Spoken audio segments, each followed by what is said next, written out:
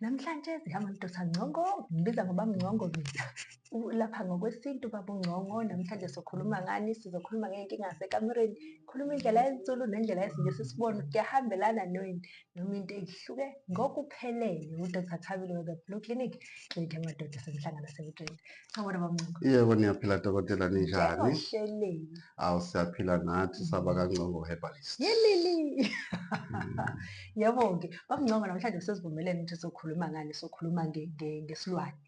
Isilwane-ke ngizosho ngokwesiNgisi sikubiza ukuthi wet dream. Yini i-wet dream? Ilapho ebusuku uyibona, kungenzeka uyibone wenza ucansi, isikhathi ungayiboni wenza ucansi kodwa uvuka umanzi, udedelile, hhayi ukuchama kodwa udedele lokwenjabulo yasekamereni, ufice isidoda siphumile. Lokho sikubiza ukuthi i-wet dream ngesiNgisi. Ngapha isilwane nisichaza kanjani? Lapha-ke ngasezulwini sisibiza ngokuthi isilwane, kodwa siye sithi isilwane uma sekukwenza kube over kufika kuwe njalo uthi usathe uyalala lento iyakwenza, uthi usathe uyalala ilokhu ifikile intokazi kuwena uyayibona bese kuwukuthi sewuyadedela mekufika njalo. Kona-ke uma usewumfana usakhula ukubonakale ngokuthi usuyakhula bethi-ke sewuthombile ngoba sekukela kushayana izibuko bese ushawe yilonto kubona intombi ushaya ukhahlele lapho-ke kuthiwa-ke usewuthombile lapho-ke. Kodwa uma usumdala dokotela, uthole usumdala lento seyikwenza ngale ndlela yokuthi manjena wena usayinaki nentombi, awusanaki lutho nje, sewuhleli ngala nje wena ngoba uyazi ukuthi ikhona intombi yakho efika ebusuku wena oba nayo, vele awunankinga nomuntu wesifazane ngoba vele uyakuvakashela. Kusuke sekuwukufa-ke lokho-ke ukuthi manje sekuwukufa lokho sekudinga ukulashwa, lento ayisuse kuwena ngoba basuke beyenzile abantu-ke ngezinto zabo. Cha, asikuphiki-ke dokotela ukuthi lezi zinto eniy'shoyo ngokwesilungu ukuthi le nto into eyenzekalayo ngampela-ke iyezenzekela kanjalo. Kungakho kubalulekile ukuthi noma kungathiwa le nto le iyakwenza, bonana nodokotela besilungu, ufike kubona beku-check-e igazi, be-check-e o-testosterone, zonke lezi zinto ey'suke y'shekhwa, kubonakala ukuthi mengabe ku-normal ukuthi yonke lento yakho i-normal, akukho nkinga, usuyakwazi ngoba ngeke bekwenze lutho mengabe ku-normal. Ngaphandle mengabe kukhona inkinga ekhona-ke bazoqala bese beyaku-treat-a. Kodwa uma ku-normal, bonana nodokotela besintu bekwazi ukuthi bekusize. Ngapha ngasesiNgisini sithi yini-ke i-wet dream? I-wet dream sithi sukuthomba, kunyuka u-testosterone egazini, manyuka u-testosterone kuqala izwi liyashintsha, kuvela igilo, kuvela iy'nwele ey'ndaweni ey'thile, kukhula isitho sangasese, kwenzeka zonke lezi zinto. Sithi-ke ama-hormones loku u-testosterone iwona osuke usumningi kakhulu uma sukunika leyo nto. Sithi futhi ngapha kenzeka ube ule nhlobo eyenzeka kaningi leli phupho lasebusuku noma ube le nhlobo elenzekayo nje. Mase sithi kuyenzeka kwabanye bethi abaliboni lona lenzeka kubona. Kuphinde kwenzeka kanjani uma kuza kuleli phupho? Siyazi ukuthi libamba kakhulu uma sekule minyaka yokuthomba, kodwa kuyenzeka ukuthi uma kuqhubeka iminyaka ubone ungathi kuyehla, kanti kwabanye siyazi ukuthi lithi ukwanda kakhulu. Ngapha ngasesiNgisini sithi akusiyona into etheni, asiwari ngayo kakhulu okutheni, sithi nje hhayi iphathi yempilo. Uma kwenzeka kaningi inhlanhla yakho, uma kwenzeka kancane ibhadi lakho, kodwa akusisona into esibiza ngesifo esize si-stress-e ngayo. Nina uma kubheda nithini? Mekubheda nje kwenzeka thina sibona ngesayini ukuthi beze bekusukumele nabazali bakho uma usenabazali ukuthi hayi bo lo mfana noma engabona intombazane akanendaba nayo nje kuyabonakala ukuthi uvaleke inhliziyo ukuthi hayi khona inkinga ekhona. Kanti le nkinga nje ikhona nje uyavakashela umnumzane, ukhona umfikela, ukhona umakoti wakhe yena naye ambathiswa yena ukuthi nje cha uzofika lo bese yikhulula kuyena. Kuningi-ke okwenzekalayo njengoba sabantu-ke bamasiko. Kwesinye isikhathi kuye kubhekwe ukuthi yini le edala ukuthi kuze kube kwenzeke kanje. Uthole mhlambe mese lilungisiwe lezo zinto ekufanele ngabe ziyalungiswa ekhaya, uthole hhayi futhi useqaqekile umfana. Ngokwesilungu-ke kahle kahle odokotela besilungu nabesintu kufanele besebenzisane ngoba kuyenzeka kufanele nomuntu mengabe efika kumina dokotela wesintu ngimlapha kufunakala ngimbambezele into okuqala efanele ngabe iyoshekha odokotela.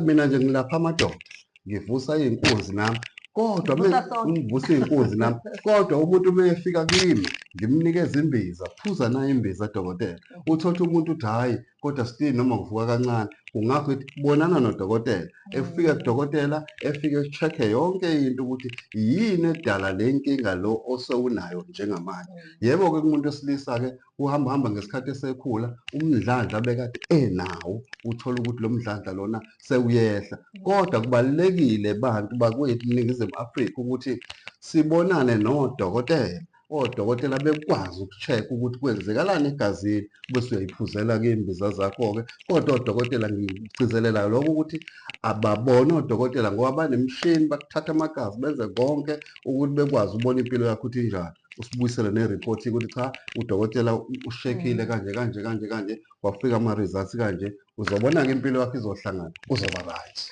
Nami ngivumelana nawe kulelo phuzu Ncongo, ngoba abantu abaningi, kakhulukazi abantu besilisa, sengikubonile kule minyaka eminingi senze i-Blue Clinic, ukuthi abantu besilisa bakholelwa ekuthenini mase ngiphuza into zami zesintu lezi zesilisa ngisayidingi. Mhlawumbe sithi nje ubaba unenkinga kashukela, usethatha into ethile kuNgcongo yokuqinisa ekamereni. Uqine ekamereni ngoba umuntu kaNgcongo umsebenzelile ekamereni, kodwa inkinga ibe sekutheni akasawukhohliwe ukuthi amaphilisi ashukela phela nawo asadliwe, usebambe ngapha kuphela. So ukubona okubalulekile ukuthi kufanele siqonde ukuthi zonke lezi zifo lezi sikhuluma ngazo nezinto esiyibonayo, kunendlela yokuyibheka yesiZulu, kunendlela yokuyibheka kwesiNgisi. Asiqonde ukuthi uyibona ngendlela yesiZulu, yikho sikhethe lokho kwesilwane ne-wet dream ukuthi sikhulume ngakho, ukuthi abantu abathile bakholwa ngokuphelele ukuthi hhayi isilwane lesi, angikwazi ukuyokhuluma nesiNgisi, kanti kunendlela ethile la ihlala khona esiNgisini nendlela ethile la ihlala khona esiZulwini. Ukuthi uqonda ngesayidi elithini akusho ukuthi lelinye isayidi alikho. Bona ukuthi omunye umuntu ubona ngendlela ehlukile kunawe, kodwa akusho ukuthi lento isebenza esayidini elilodwa. BaMncong, I think ave sojabule ekutheni siqale sikhulume ngey'hloko ey'ningi ey'ngafani, ey'khuluma indaba yasekamereni, ukuvula amehlo abantu bethu bebone ukuthi hayi bo, hhayi ukuthi isilwane into yesiZulu kuphela, nangesiNgisi kuthiwani, hhayi ukuthi ubhajwa into yesiNgisi kuphela, into yesiZulu kuphela, nangesiNgisi ibekwa kanjani. Ave ngizokujabulela ukuthi silokhu sibonana sikhuluma ngezinto ey'hlukile. Ngizokuvakashela nawe esigodlweni sakho Ncongo, sithi sihlangane sibone ukuthi lokhu yini, and kakhulu kunako konke amehlo abantu bethu azovuleleka, because ngibonile ukuthi masiqala silokhu senza i-content ngesiZulu, abantu abaningi baqale babone, oh lezi zinto kade singay'nakile siyakwazi ukuthi siyiqonde. Kodwa engikubonayo kuseyinkinga, engibona ukuthi kufanele siqale sixoxisane baMncong ukuthi kuney'nto ey'thile abantu abasakholelwa ukuthi efika umuntu ezobona udokotela basethi hhayi lokhu udokotela kwesiZulu ngeke ukuqonde. Kanti ukubona ukuthi asikhulume nalokhu kwesiZulu ngoba khona indlela yokuqonda ukuthi sibone ukuthi lokhu kuyini, and I think lokho kuzokhanyisela abantu abaningi ukuthi bebone ukuthi lezi zinto indlela sibona ngayo, hhayi ukuthi ngathi hhayi ukuthi izitha sizwana sikhulumisane, sibona ngendlela efanayo, siyakwazi ukuthi sibone izinto kule sayidi siphinde sibone kule sayidi. Jabula kakhulu ukuba nawe baMncong. Sibonge kakhulu dokotela, sibonge kakhulu bantu baseNingizimu Afrika ngokwenza lokhu, ukukhathalela iy'mpilo zenu, futhi-ke ngiyazi-ke ukuthi sizonqoba ngoba loku kufa lokhu madoda, kuhlasele kakhulu amadoda, isho iy'ngane ey'ncane-ke manje kuyihlasela.